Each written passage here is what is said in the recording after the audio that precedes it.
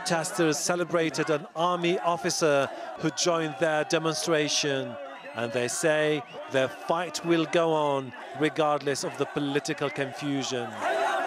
Back to square one.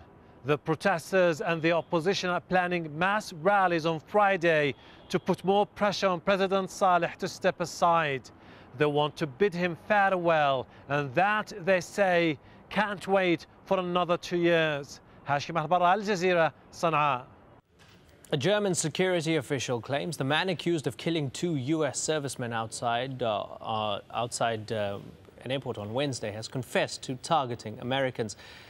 The men were killed when an armed man boarded a bus carrying U.S. airmen to a Frankfurt airport terminal and opened fire. Prosecutors say they're now looking into what sparked the attack. Lawyers for Julian Assange have appealed against the judge's ruling to extradite the WikiLeaks founder to Sweden to face sex crime allegations. Documents were lodged at the High Court in London, but the appeal process could take some months. Now, as pressure mounts on Silvio Berlusconi, the woman at the center of the sex scandal that could see his government fall is taking on a new role. The woman, known as Ruby, is set to become the belle of the Vienna Opera Ball. Imran Khan has more.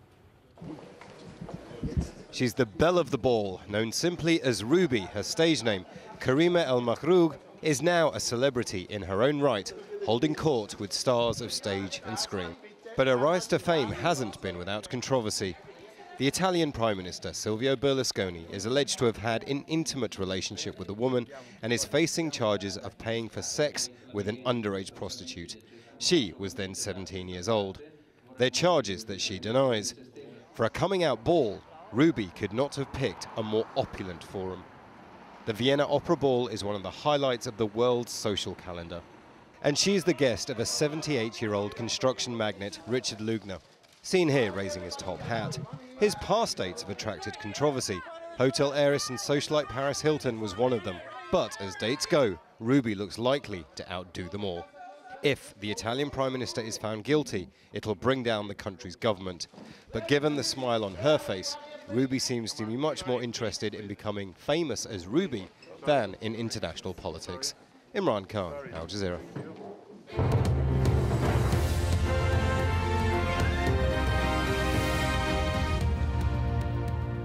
You're watching Al Jazeera. These are the stories making headlines. More fighting in Libya as government opponents in Braqqa say they're in control of the town despite continuing air raids. The area has been under attack from forces loyal to the Libyan leader Muammar Gaddafi for 2 days. And the US president had his strongest words yet for Libya's leader. Barack Obama warned Muammar Gaddafi that his time was up. Muammar Gaddafi's allies in Libya have also been warned they risk becoming war crime suspects. The International Criminal Court has announced a full investigation into alleged human rights violations in Libya. Tunisia's interim president has called an election on July the 24th to appoint a group to rewrite the constitution. That means Fouad Mubazza will stay in power beyond his March the 15th deadline. The military council in Egypt has appointed a new prime minister. Issam Sharaf will take over from Ahmed Shafiq, who resigned on Thursday. Sharaf, former transport minister, has been asked to form a government.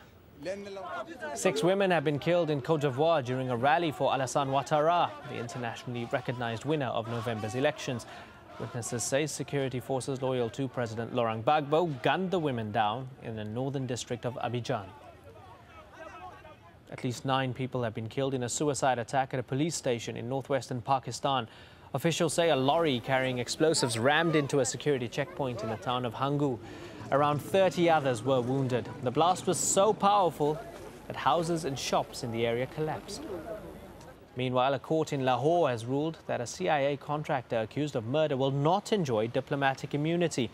Raymond Davis claims he acted in self-defense when he shot the 2 Pakistani men. His detention has strained relations between the US and Pakistan. Lawyers for WikiLeaks founder Julian Assange have launched an appeal against his extradition to Sweden. He's wanted for questioning about alleged sexual assaults. Assange will remain on bail in the United Kingdom. Inside Story is up next. Stay with us.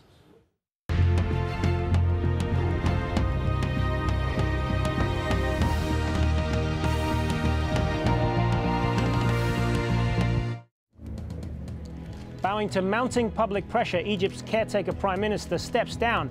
But is that enough to appease protesters? What's next for Egypt's revolution? This is Inside Story.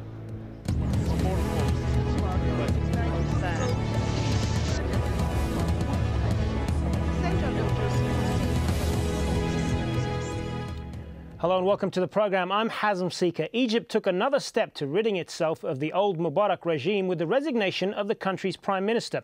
Ahmed Shafiq was appointed by former President Hosni Mubarak just days into the momentous protest that led to his own fall from power. But Egypt's pro-democracy campaigners had demanded Shafiq follow him out the door. He's been replaced by Issam Sharaf, a former transport minister and a man who took part in the protests himself. But hundreds of demonstrators continue to gather in Tahrir Square to keep up the pressure for change. They include removing the 30-year-old emergency law that allows people to be arrested and held without charge. They want the dissolution of the State Security Investigation Bureau and the immediate release of all political prisoners. Those all remain high on the agenda for protesters. So what other issues lie ahead? Well, let's take a quick look. As we've just mentioned, the people want the removal of anyone who was pro-Mubarak or appointed by him. But could there be a power vacuum in their place? Egypt's ruling generals have provisionally decided to hold a constitutional referendum on March 19th. Parliamentary elections are set for June and a presidential poll in August.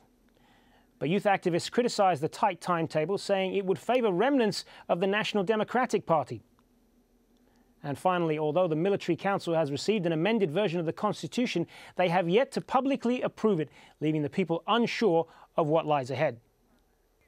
Well, joining us now to talk more about this from Cairo, Hossam El-Hamalawi, activist who has closely worked with labour unions and work strikers in Egypt. Hossam, many thanks for being with us. I want to start with the announcement of the resignation of the Prime Minister Ahmed Shafiq. What do you make of that? Is that a promising start? Well, I'm definitely happy for this move, and I am sure that many of our comrades and colleagues are also jubilant about what happened today. And this also happens as other cheerful news is coming out. The Cairo University administration has announced that it's also lifting the notorious police security forces they had on campus, and they will replace it with a civilian security force. And we have some of the prominent political activists, like some of the leaders of the Muslim Brotherhood, who've been sentenced in military tribunals on bogus charges. They will also be released. But I have to say this is not enough. What's more important is the significance of that move other than the move itself.